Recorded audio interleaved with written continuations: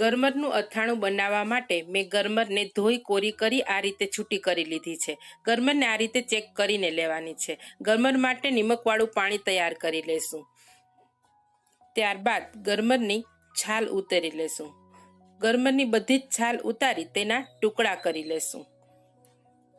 ટુકડા કરી અને ચીરું કરી આ રીતે પાણીમાં ઉમેરતા જશું. આ રીતે બધી જ ગરમરની ચીરુને પાણીમાં ઉમેરી દેશું. ત્યારબાદ ગરમરને 4-5 પાણીથી ધોઈ લેશું. ગરમરને એક વાસણમાં કાઢી લેશું. તેમાં હળદર ઉમેરીશું, નિમક ઉમેરીશું અને સારી રીતે ભેળવી લેશું. ત્યારબાદ એક બરણી લેશું, તેમાં ગરમરને ઉમેરી દેશું. બધી જ ગરમર ઉમેરાઈ જાય ત્યાર પછી તેમાં ખાટું પાણી ઉમેરીશું અને સારી રીતે ચલાવી લેશું.